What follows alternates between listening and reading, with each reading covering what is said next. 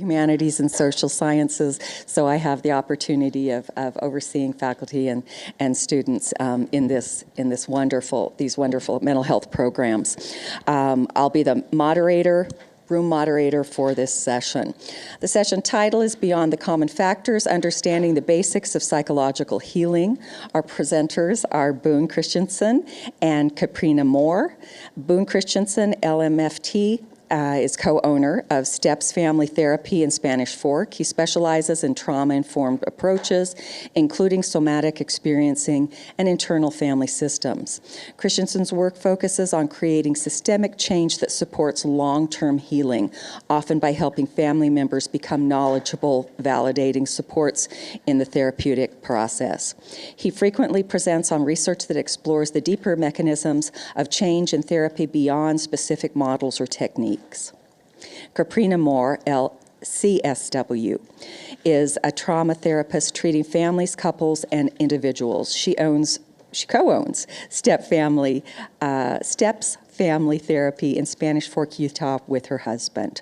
Karina specializes in treating disassociation and trauma using somatic experiencing, internal family systems, and by just trying to be a real person in the room with her clients.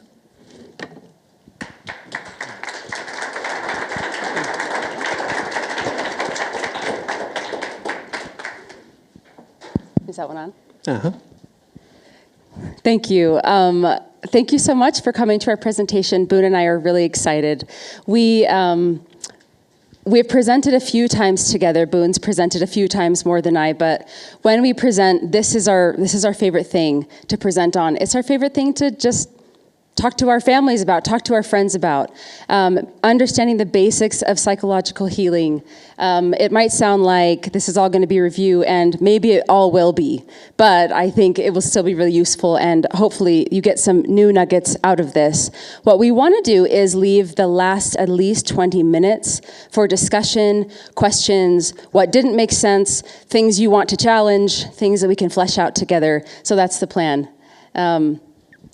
I think with that, let's just dive in. Yeah. Hopefully we could get some healthy discussion, maybe debate, maybe arguing at the end. Nicely, please. We'd like some of that. I'm just curious. I gave a similar presentation 3 years ago at this conference. Was anyone at that presentation by chance? Any familiar faces? That is my sister.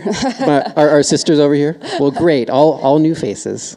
Great. Okay, awesome. So just want you guys to know a little bit more about us in case that helps you guys with a little bit more buy-in. This is us up Fairview Canyon. These are our two adorable kiddos. This is Dominic, and this is Leafy, or A-Leaf. We call her Leafy. Dominic is 8, Leafy is 5, and we homeschool. We also have a little poodle named Tuesday, and our office is actually a tough shed that Boone and his dad finished in our backyard. So I think Boone doesn't wear shoes to work about half the time. It's pretty nice.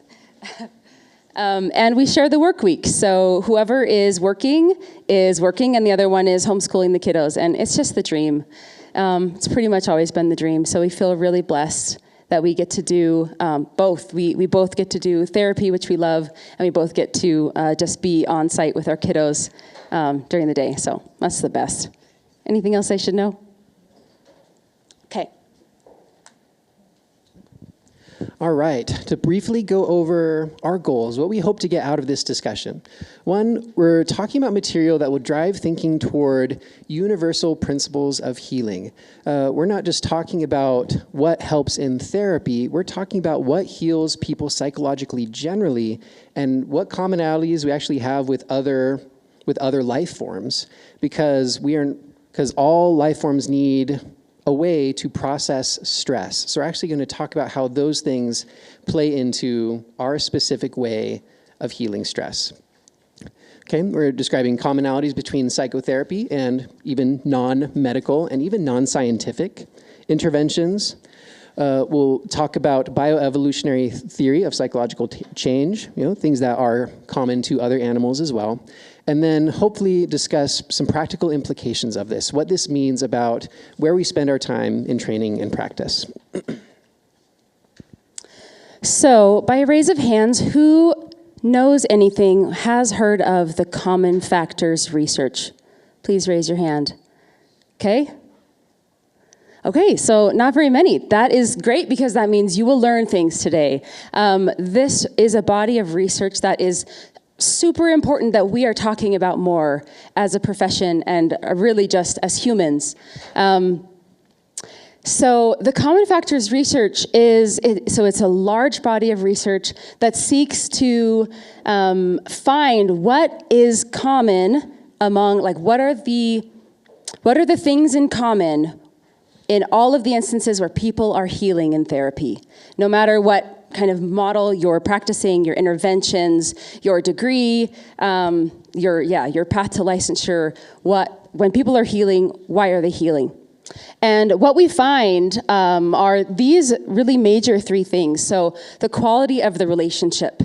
In our education, we've all heard the relationship is key, right? When something's going wrong between you and your client, you go back to the basics. You analyze the relationship. Does my client feel safe, heard, understood, right? Second is there agreement on the goals of therapy, right? I think we've all had a client where we want something for them, and maybe they want a different thing. And if there's not alliance and agreement on the goals, that's going to be a problem. When there's strong agreement, that is one of the common factors that we find in those cases where clients are getting better.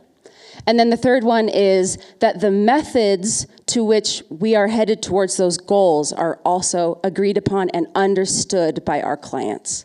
So, for example, my client comes in for depressive symptoms, and I'm like, great, I am an IFS therapist, and we get going, and they don't like IFS. If I just keep doing IFS with that client, and that's not really what they want to be doing, even though we have the shared goal, that's not a method that's agreed upon. And that is one of those key things that actually we have to be in alignment with our clients on if we want to see change. We want them to experience change. Interestingly enough, what was not seen as indicative of improvement was any of these, like, really popular new emerging modalities. So not EMDR, not ACT, not IFS, not any of those things really emerged as a front runner, not the modalities that have been developed in the most recent 50 years. It's not that. It's these things. So just a note on that, these are descriptive and not prescriptive. So we still need to talk about, okay, well, how do you get a good alliance? How do you agree upon those methods and such? But here, that's an overview of the common factors. Anything that needs to be added to that? Yeah, so this idea can be really challenging for people to hear, that it's actually a few basic things that strongly correlate with positive therapy outcomes. It's not the amount of years of training. It's not what certificates you have, and you've probably all seen that yourselves as you interact with other therapists who have been, in the field for a long time or have a lot of fancy letters behind their name. They might not actually be better therapists. And that also doesn't bode well for the business of selling model trainings. And so, like, this stuff isn't very popular. It doesn't make money, but it is super important for all therapists to be aware of. It's a very large body of research. We've known about it for a long time. A couple programs teach it right from the get-go. I went to Auburn University in Alabama. Like, that was unit number 1. I know they teach it at BYU, but I don't think most therapists get to hear about this. I didn't hear about it my whole master's. And I strongly recommend going and looking at this massive study that went through and measured the aggregate outcomes of different therapy models for different diagnoses. And you might be surprised by some of the ones that were found to be controversial or spurious or just modest at best. The one that was predictably found to be more consistent and more effective than the others were just simple exposure methods for specific phobias. I'm not sure if you guys have had cases where someone is just trying to treat a singular traumatic event or a singular phobia. Those things tend to be a little bit easier to work on, at least in my experience, and that's what the research shows as well. And then not proven to be causal, meaning I can't just tell you, have a better alliance with your clients, and for it to just happen. Like, do a better job of selling the idea. There's factors that go into that, and that's actually what we're going to talk about today. We're going to break down what we actually need to have a quality alliance. And I just want to add one more thing. I hope that this is actually comforting for most people. I hope that if this is the first time you're hearing that, it's comforting in that if you don't go get that newest certification, or you're not really interested in that new model and everybody seems to be doing it. Like, I have felt that pressure before, like, oh, I really want to get IFS level 1 certified, or because I work with parts. I love parts work, and it just sometimes I feel like there's this pressure to do more and more and more, and I'm not saying to not do that, but this is what I fall back on to remember. If this is overshadowing the work that I could be putting into the strength of my alliance and doing my own work, which would help me sink into the room in a better way with my clients, then I'm missing the mark. So I find this comforting. So just quick review of some other basic assumptions. Some therapists are better than other therapists. And this... we don't want to hear that, do we? Right? We want to be able to say, like, oh, it just depends on the fit. No, there are some therapists who are actually doing better work with more people. And this was a large study in the UK that demonstrated that this is roughly on a bell curve, right? There's a subset of therapists that are getting much better results than most people, subset of therapists that are getting much worse results than most people. And that the therapist effect has a strong relationship with the severity of symptoms, meaning the people that are more ill really require a very good therapist to see effects. And the people who are less ill, their therapist doesn't have to be as skilled to bring about significant clinical change. This is another fairly recent study out of BYU that just tracked couples therapists, also just demonstrating like the difference between actual therapist outcomes. At the top, we have these therapists that were given 10 to 13 couples and averaged between 8 to 15 sessions with them with 0 dropout. Whereas the therapists at the bottom would move through couples because they would drop out after 2 or 3 sessions pretty consistently. Okay, so placebo is going to enter the chat right now. This is an important piece of the discussion, because when we are positing that it's not about the certification and it's really about the alliance, and there's no magic bullet, then we need to also consider those cases where people seem to be getting better for other reasons that we cannot explain, or cannot explain with research, or that we can explain with research, but we cannot identify the mechanism by which that change is happening. Okay, so let's just define placebo real fast. So it's not magic. It is a physiologically observable effect where endogenous opioids, in other words, endorphins and dopamine, are released due to a psychological stimuli. So let's just say that another way. Endorphins and dopamine can be released when you are receiving acupuncture, if you feel safe, or if you're being foot zoned. Any number of things that maybe I can't predict from one person to another that can have this effect on their brain can produce this placebo effect, okay? And interestingly enough, the effects of placebo, because it is these, it's these observable, this observable effect can be blocked by naloxone. Isn't that interesting? Yeah, I was blown away by, we've known that since 1978, that, this is at least 1978, right? That this is a real chemical observable effect. It's not magic, right? It's not just the unobserved effect. And I think maybe another way of framing it is just what your body does when it feels safe, right? This is what it does when it doesn't feel safe, and this is what it does when it does feel safe. And blood flows easily, and your healing functions function better, and the stimulus is something that helps you feel safe, and it makes you come to expect something positive.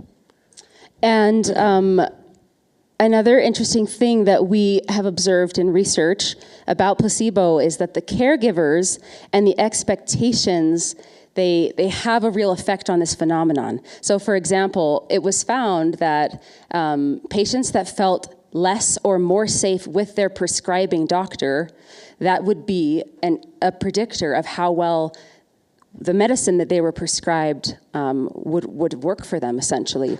So same prescription, within a reasonably similar demographic, but if they felt safe with their doctor, it was more likely to work. If they felt brushed aside or not seen by the doctor, it was less likely to work.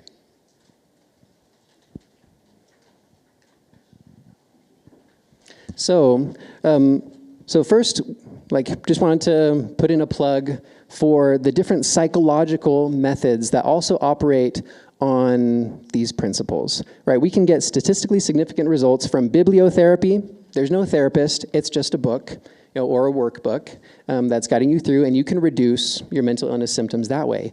Through group therapy, when it's not just one person, but multiple people. Through mindfulness exercises, yoga, breath work.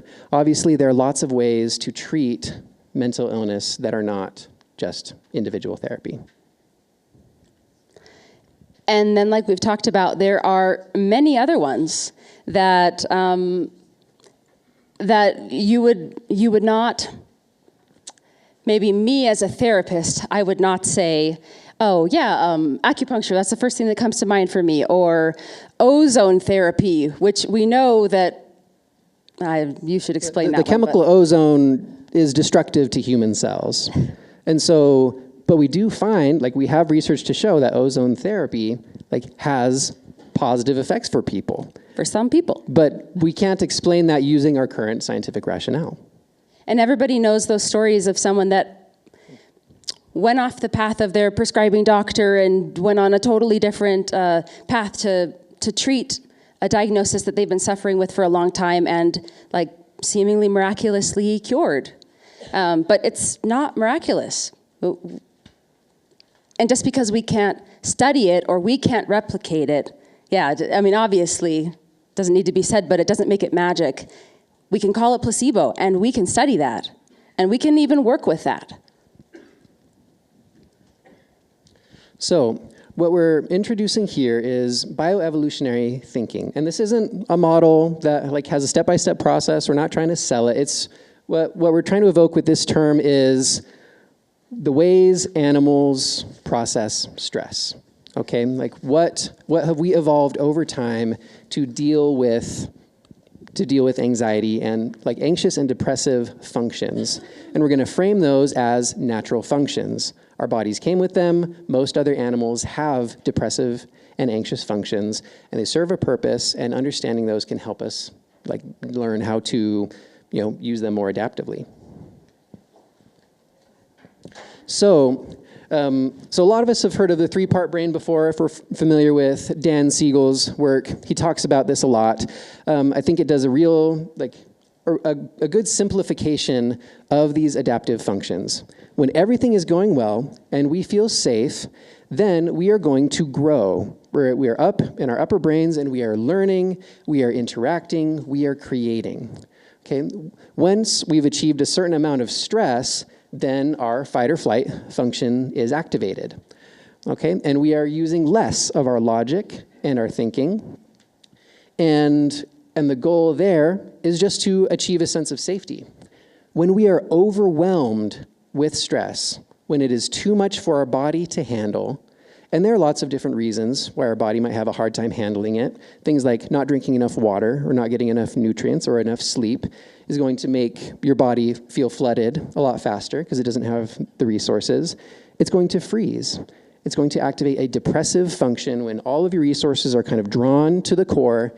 And on brain scans of those with depression, you'll see concentrated activity in the heart and lung function, because that's pretty much all you can do in a depressive state is breathe. And that's the same with other animals. Any thoughts on that, Caprina?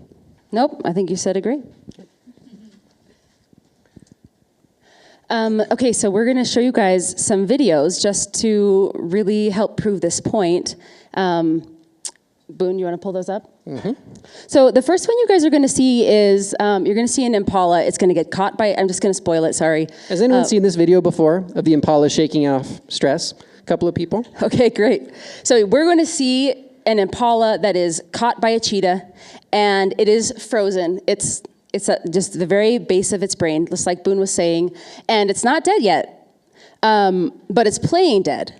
And then when this cheetah walks away, we're going to watch what happens. It's not playing dead. It actually doesn't have a choice in the matter. That's it's true. just...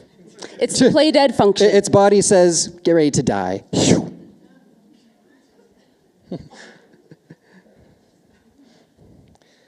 Okay, so our cheetah gets scared away or driven off by this hyena, leaving... Got the head flop. Yep, the head flop. Leaving this impala in a depressive state. It's sitting there, it's inert. The only thing happening right now are its heart and lung functions. But as long as there is no immediate threat, its brain will steadily start to wake up and activate other functions. And it's going to come back the way it came, into its fight or flight. We'll skip ahead a few seconds there. It's going to start sitting up, and it's sitting here in a fight or flight state. Right? Its muscles are convulsing as it's prepared to potentially run away again. Discharging the stress. Yep. Its brain is taking in the fact that there is no longer a threat. So, we won't watch a studio scene right now. Just you. Building your app. What's really important here is, as you can imagine, it ran from the cheetah first. It was probably grazing and regulated, and then it's engaged in the chase, so fight or flight, and then it is caught, and it sinks down. And then, like Boone said, it has to wake up the same way that it sunk down, which is why we get that shaking effect. It doesn't just look up and say, oh, cheetah's gone, I'm going to just trot over here and graze again. It had to recover. We'll go for that one, Dennis. So this is just another example of another animal shaking off stress. Another HCC, or do you think, Dennis? Needs to get tagged for inspection, so they're going to shoot with the tranquilizer. The pads there are sort of like non-skid material, and it's all sort of rough, polar it's not bear really is smooth. tranquilized. It helps them get better traction on the ice. And then they're going to back away. And if you watch that And animal as the after he tranquilizer finishes wears off, the convulsing, polar bear you'll see, re-enters because that he's fight or aware of the flight fact state that we're that it all was around him, in and it's a very when it got stressful tranquilized. experience for an animal like a polar bear. And after he settles And it's down, going to then he'll start doing a so they're couple going of to deep start breaths, and then convulsing, he'll and it's breathe going really to nicely. metabolize the stress. Here he And as goes. long as it's not getting killed, right, or hurt more in other ways, then it's going to how he's process this breathing trauma then and there. You can see, so that even though it looks a little unpleasant, And if you talk with like other animal experts that go through this process, they'll let you know that if the animal doesn't convulse, like if it doesn't shake it off, then that animal is likely to die. And then the last one that we're going to show is a video that Boone filmed. He's very proud of it. And it's the same thing happening to a fish that he caught. So he caught it, and he's releasing it back, and we're going to see that it's still in its depressive function, and it's going to wake up. This fish just had a very stressful experience. Thanks, Boone. It got a hook in its mouth. Ow. It went through a real hard fight, went some time oxygen deprived. Any fishers in here? Folks that like to fish? Good. And fish are very interesting creatures. You can tell that they process trauma very well because sometimes you'll catch a fish that has a hook in its mouth. Like, it obviously didn't develop a phobia or PTSD from it because it went right after it. And there it goes. So that fish, like, as long as you're not stimulating it too much, it'll move through its depressive function and back to full functioning. But fish are also very, like, if they get too overstimulated in that depressive state, they'll just die. But I've seen fish recover from their depressive state after 40 minutes to an hour, so don't give up on those fish. They might still be alive. All right. So we're going to keep talking, obviously, about how this ties back in, but just think for a second about the clients that you have. Can you think of a client that you have had before, or currently have, that comes into session and sometimes before you even really meant to get into it, or you got into it together, like something that they're trying to process, they just do this. And maybe it's at the end of crying really hard, or maybe it just comes like almost immediately when they start talking about something very painful or something very scary. They just they sink into that depressive function just right in your office. And so, I don't know if this is the right time for the plug, but sort of where we're going with this is, if we can be safe for our clients and learn to not be scared of those natural functions happening, then our job is to get out of the way of what their brain knows how to do. Yep.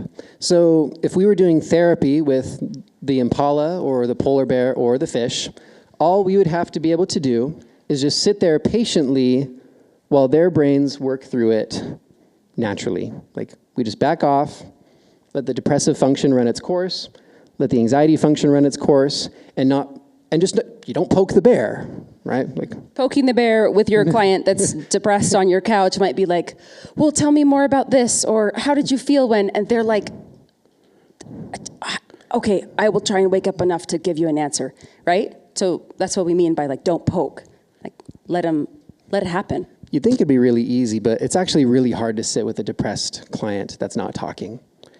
But it's important to do so, as we'll talk about a little bit later on. But we also need to acknowledge the fact that humans have an outer cortex. We can do something that other animals can't do, and that is, most other animals, we can dissociate, right? We've got an escape plan from the anxious and depressive functions. We can actually move back into our upper brain, into our logical functions, as long as we box off the stuff that made us distressed. And that's what this super strong computer up here can do. And so we need to address how getting better needs to be defined, not necessarily as just reducing a person's sense of distress, but acknowledging how their dissociative function plays into their symptom reduction. And I think we'll come back to that in a minute.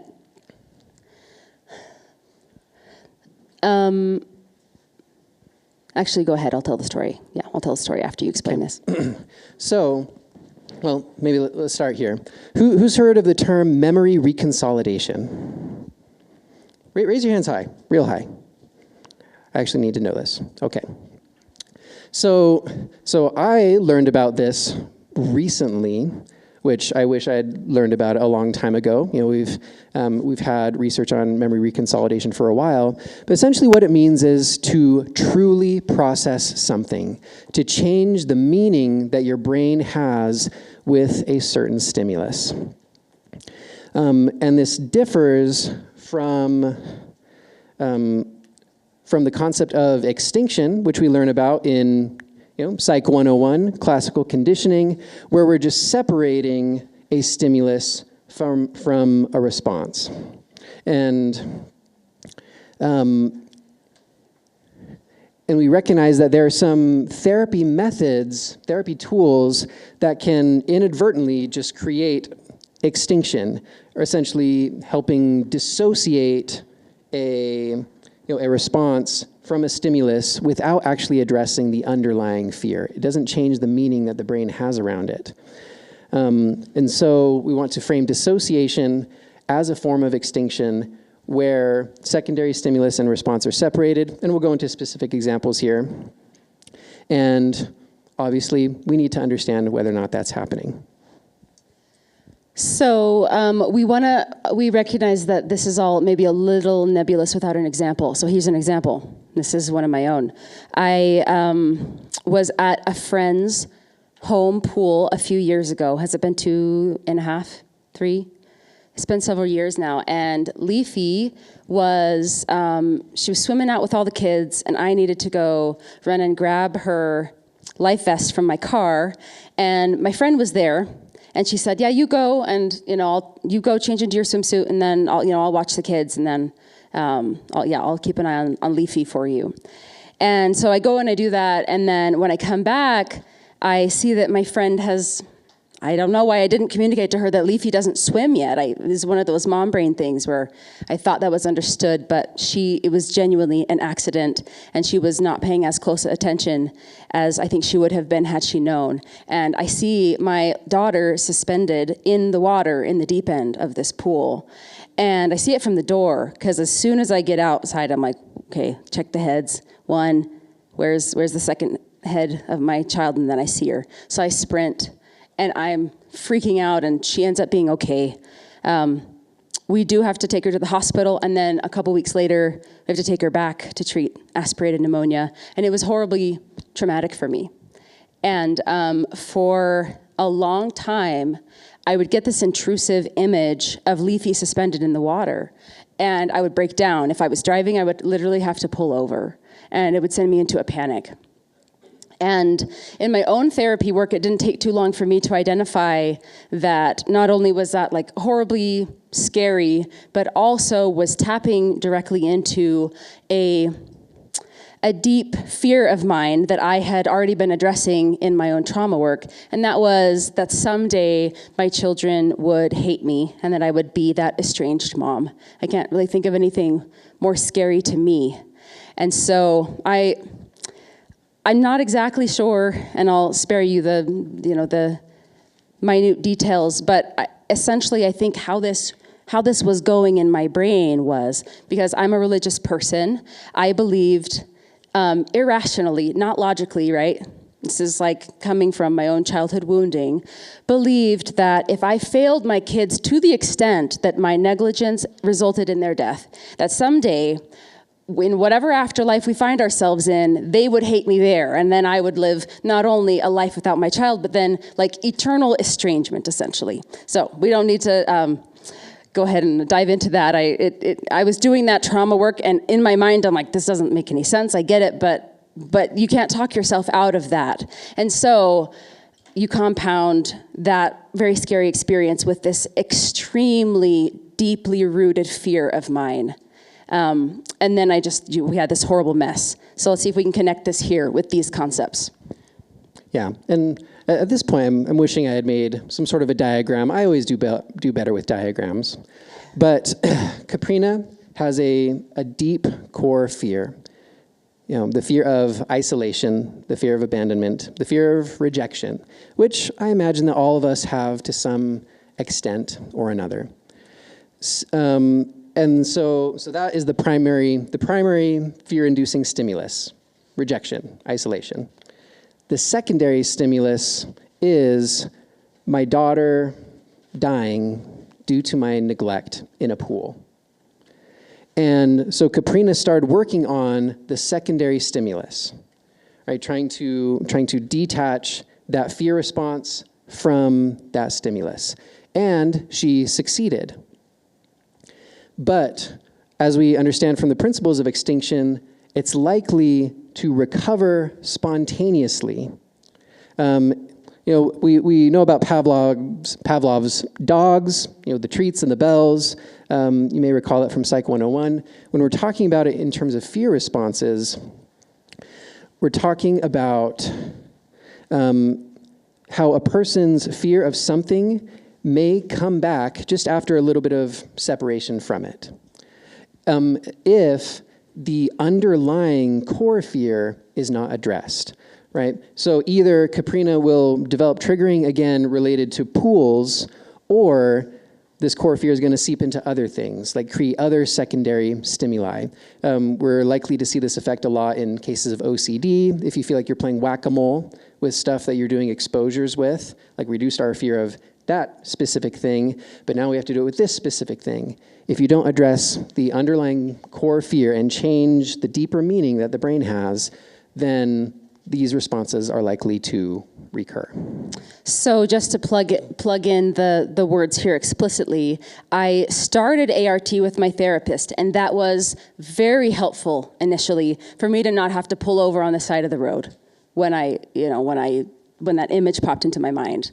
But I still was very uncomfortable around water with my kids, and that lingered and lingered until I had gotten very deep into the work of this memory reconsolidation piece, which it's essentially the trauma work of that deeper core fear. And that helped immensely, both of those things. If I had just done exposure work with my therapist, I know for sure that would not have been enough.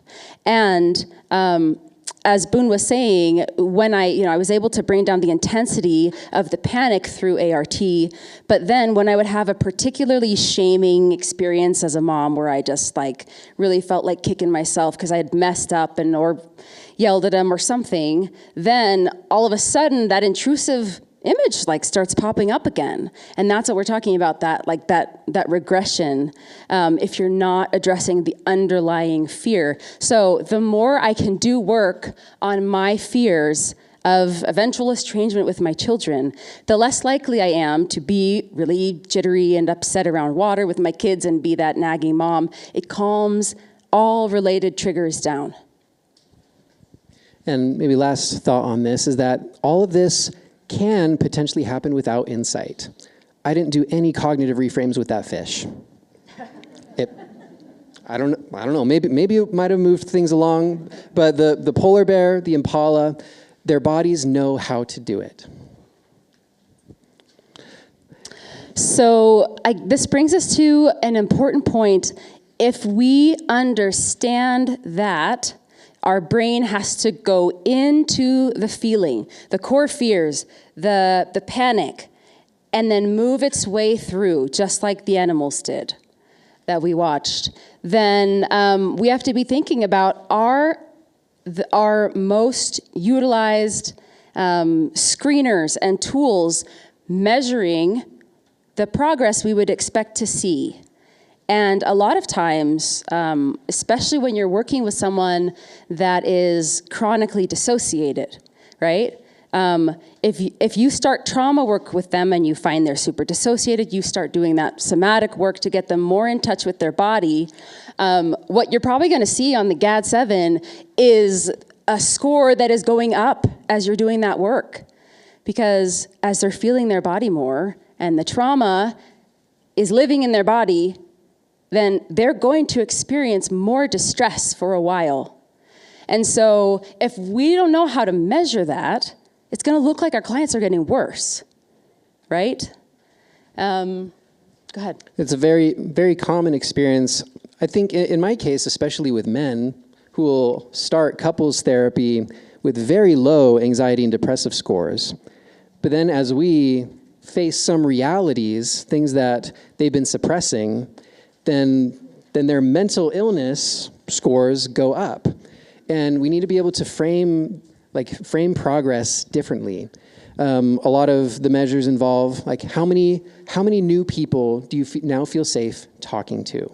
How deep into this topic are we now able to get? What new insights are you developing about yourself, even as your distress levels might be going up, and maybe even your functioning might be going down? Folks who are reducing their levels of dissociation are probably going to become less functional. They might take more sick days from work as they're working through this stuff. I can own this one too. I was a dissociated overfunctioner in my first marriage, and then I get into a safe marriage with Boone, and then I'm like, what is wrong with me? I can't do anything right now. And Boone is my safe person saying, I understand. Where's that coming from? Tell me. Yeah. It's all consensual when he therapizes me. I do really appreciate it. But I saw my functioning dip down drastically when I was first married to Boone. And it slowly crept up because I'm safe with him now in a way that I wasn't before. So I could open boxes and work through them when I could not in my previous environment. So it looked like I was getting worse, but really I was getting safer and healthier. Thanks for that. Mm-hmm. You're welcome. So what does this all mean? If we understand the basics of animal physiology in processing stress and understand how humans are different and how we can dissociate from it, then then it changes our goals in therapy, right? We have a broader perspective. We're going to start using tools from different models, and I like to use lots of different tools from lots of different models, but recognizing that it's all in service of helping a person feel safe, essentially trying to induce placebo. If I'm trying to help this person reconstruct their brain, then I want to be helping them like inject dopamine and endorphins into the system to facilitate that process. And I think I'll go ahead and skip this part right here and talk about like what this really means on a physiological level. So a lot of us know about cortisol. That's our number one stress hormone to cite. Cortisol facilitates memory reconsolidation. It is necessary for emotional rewiring.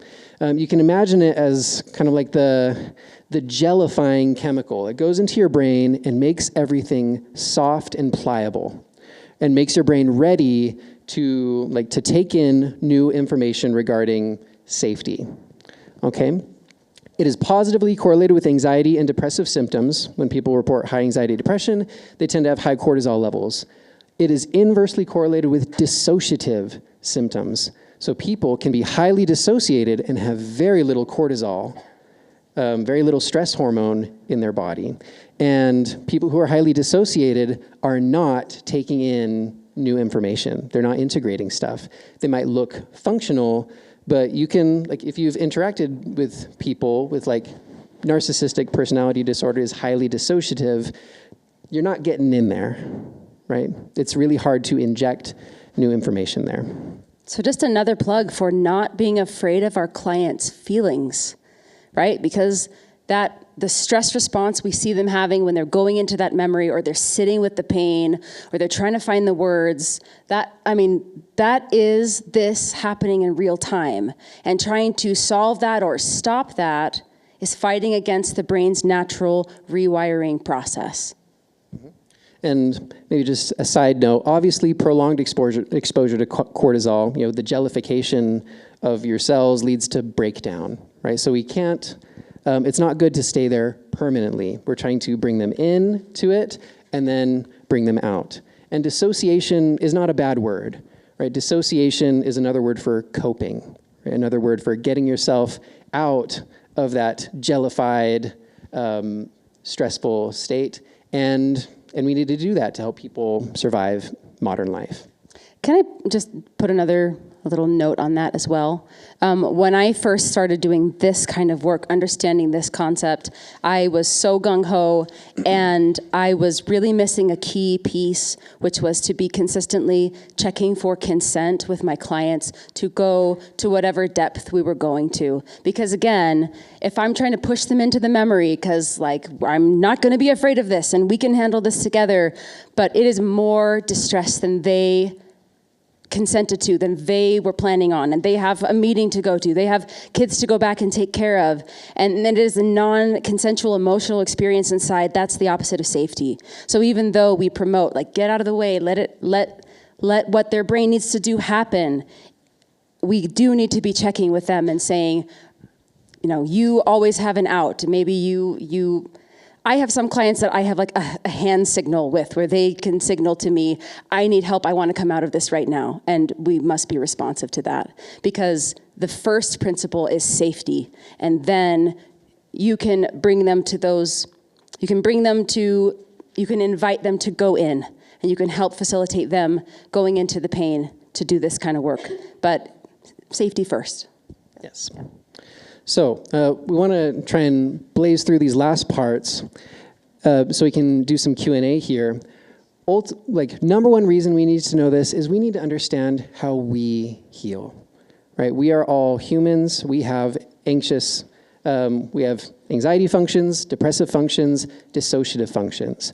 And when we feel safe enough, then our body is going to recover from them. Our bodies naturally want to heal. It wants to heal physical injuries automatically, and it's going to drive us to heal our emotional injuries as long as it feels safe enough.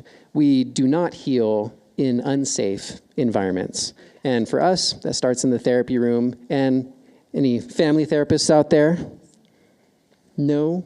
Like 3? Power, you guys?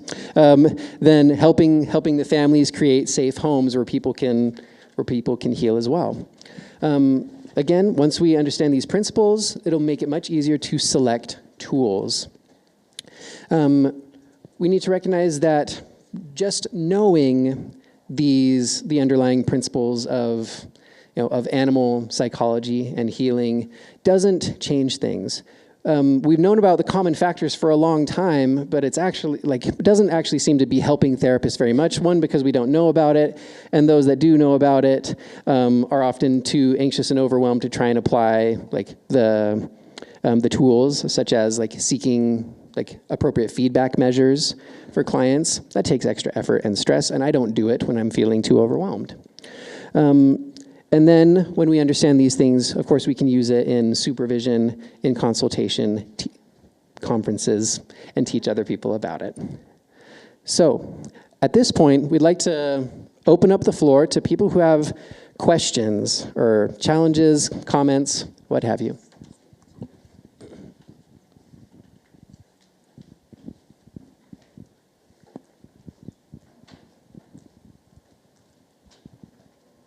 I thought I heard you say an alphabet soup acronym of AR something or other, and I was curious what that was and if it incorporates this.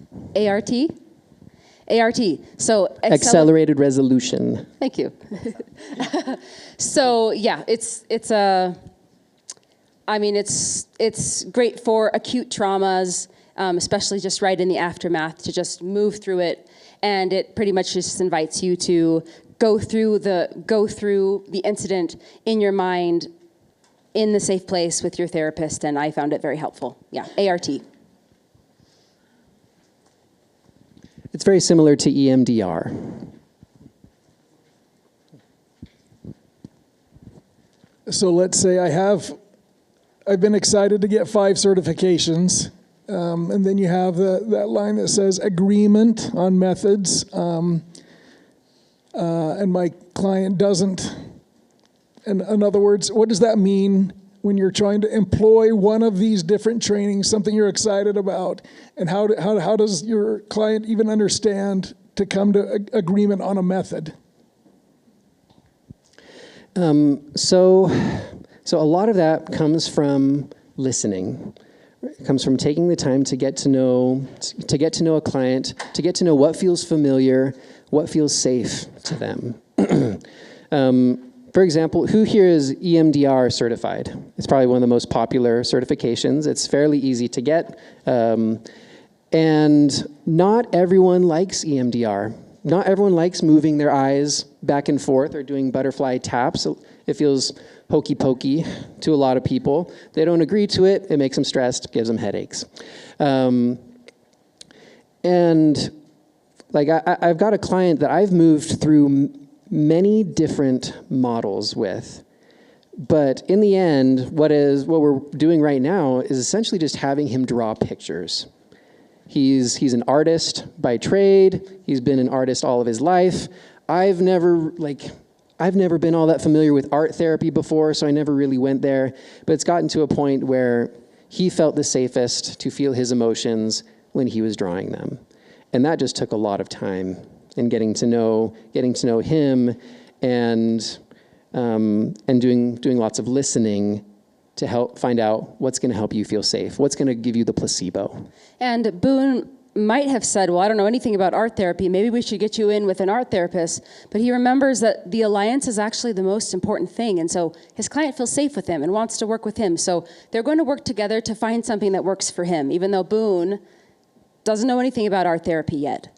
And he should go and receive some education. But also, if his client says, I just want to do what we've been doing, this is helpful, then we believe our client, right? I feel safe with you. I don't want to meet a new person, even if they do have a particular tool. Yeah.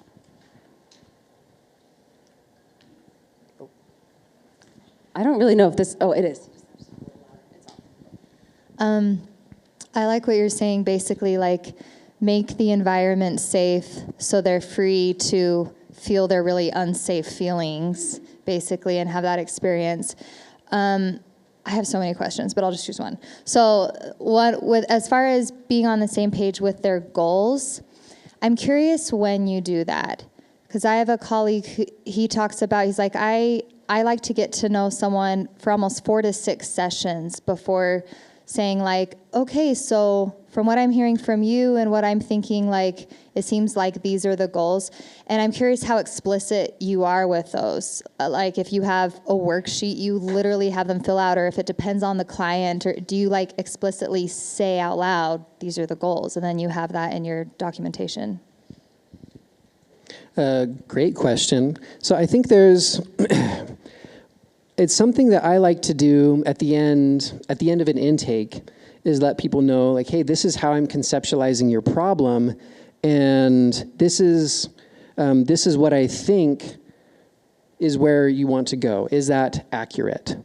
Right? And see if there's agreement there. Or they might say, no, Boone, this is actually what I want to go for. And I can determine whether or not I agree with that. Some clients have goals that I disagree with, that I wouldn't feel good about helping them with. But I think this is also an ongoing process. I think it's appropriate to check in with clients, fairly regularly. I'm often reminded, like every year that I've been with a client, and I've been with some for 5 or 6 years, the year comes around and I think, maybe let's review the treatment plan. Like, let's make sure that we're going in the same direction here and we're doing the things that are going to take us in that direction. So I guess short answer is, I think it's appropriate to check in regularly. But I guess another thing that we do is we hand out feedback forms at the end, and we ask them specifically, did we address your goals today? Is the way we did it feel okay for you? Like any comments that you have for the therapist, and they drop it into a little mailbox outside our office. So I like to do it in small ways all along the way. And also I would say that I don't think that getting to know your client's goals in an intake is different from getting to know them. I think that's something that I definitely prioritize in an intake. And just, I think, agreeing with what Boone says, if I'm ever feeling like another indication for me that I need to check our treatment goals because it feels like we are not aligned is I am routinely feeling like I'm trying to make them see something, or I'm feeling frustrated with them, or I'm in the box with them in a certain way. And then sometimes it's when you have an agreed upon set of goals early on, it's really powerful to be able to revisit those, especially in a gentle way, to push when you feel like it's appropriate to say, hey, this treatment goal that we've agreed on, I'm noticing how what we're talking about, like this feels connected. Are you actually not wanting to go here? And then you can sort of show them it feels like maybe this is one of your stated goals, but internally maybe there isn't alignment yet that you really want to be working on that. And that can help us pivot, or it can help them get a little bit brave and say, you're right, I want to steer into that, I can.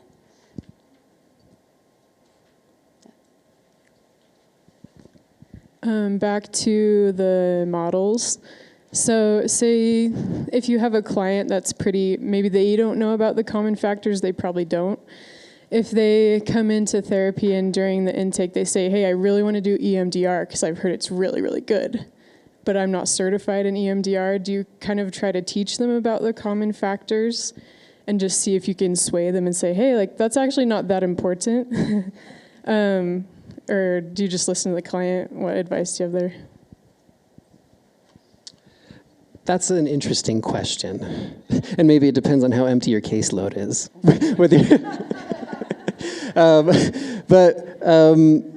Yeah, I think best I could say is you read the situation to see, like, can I ethically help this person by letting them know. Well, I guess one thing is true, is that a lot of people do like EMDR, and they have strong buy-in. They'll get strong placebo by using EMDR tools. And it may not be to their benefit to destroy the placebo than to say, like, EMDR is just another set of tools that help people feel safe. It's not the magic bullet. But then again, if some people think it's the magic bullet, they're like, I am so ready and I am going to get right into my trauma with a great EMDR therapist. Maybe you read that situation, like doing what's best for the client in the moment, and say like, okay, like, let me get you some referrals for someone who is super EMDR focused, and you're going to feel safe with them right from the get-go because you have these assumptions. So I think that's what I can say about it. Can you go here and then in the back? Just in response to that last question and to kind of offer just a little bit of appreciation for what you guys, it's interesting that Common Factors is, I guess I went to school a long time ago when we first started talking about it, right? And so just a couple of thoughts. I don't know that it's an either or thing. I think it can be a both and. And I remember the way it was taught to me is that common factors, when we understand it, just lends both a kind of a degree of peace and relief. I would love to kind of, I guess, say this and then have you guys respond to it, is this idea that it's not even just that the Therapeutic Alliance, 40% of what walks in that door has nothing to do with what's in the room. It's client extra therapeutic factors. It's what's going on in their lives. It's like there's a lot going on for the clients when they walk in that have to do with any of the good stuff that happens in therapy. And then you've got the Therapeutic Alliance that you're talking about, which is beautiful. And it gives us permission to be able to say, listen, let's co-create this. Let's find out what works the best for you. And then whether it's EMDR or the other things. And I just really appreciate you guys drawing attention to that, because I think it gives clinicians greater permission to be human in a way that allows for that connection to happen and to be more effective. So I just want to, first of all, say thank you. The other question I had is, like, you guys seem like you're really weaving in a lot of this, like the neurobiology of trauma with the common factors work. Are you guys finding, because you do somatic experiencing, is that what I heard at the beginning? Yeah, we're definitely somatic fans. We feel like that model is very much based, like the interventions of that model are very much based in the ideas of biology. I just would wonder, what are some of the effects that you're seeing, even if it's anecdotal, when you guys are paying attention to both common factors and the neurobiology of trauma? Like, what's your experience with client feedback as they're talking with you about that? Can you speak to that a little bit more?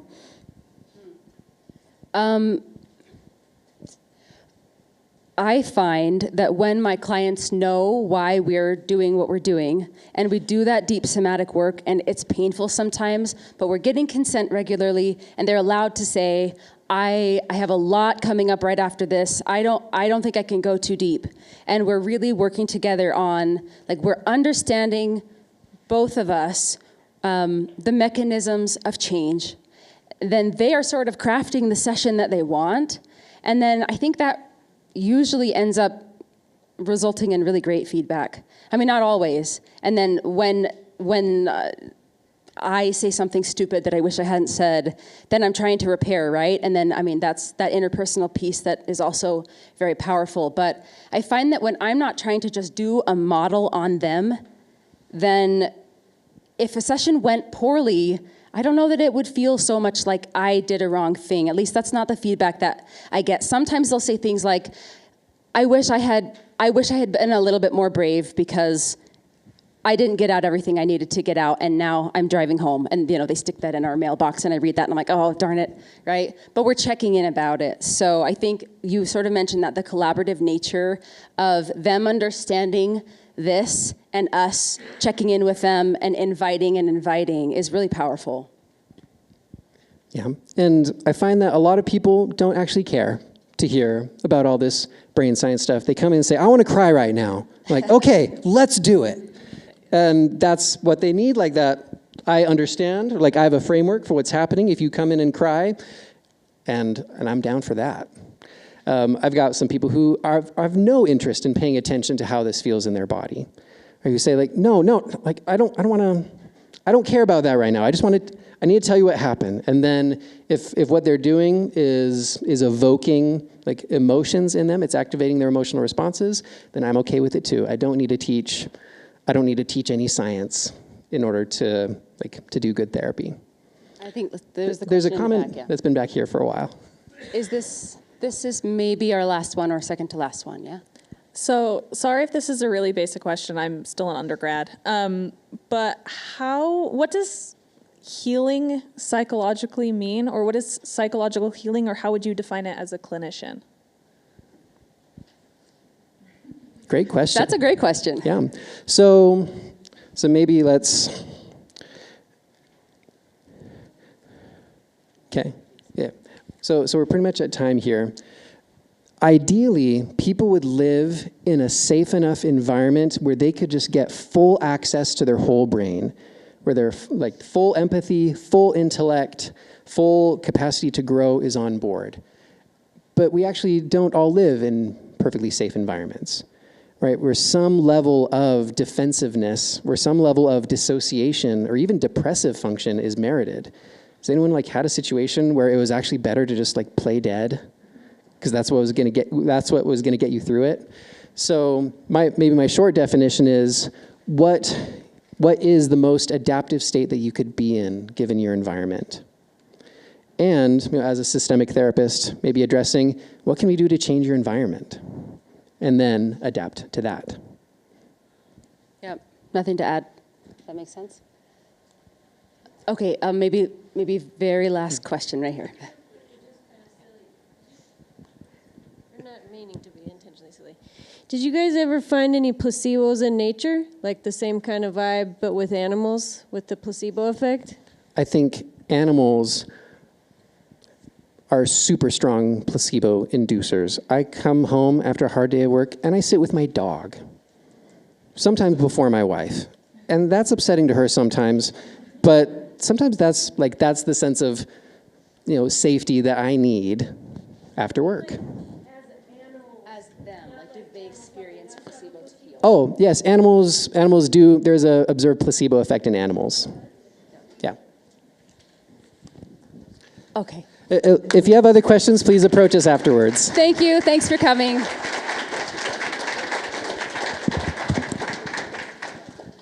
Thank you so much. Is this on? Thank you so much. The secret password is body. Body. B-O-D-Y.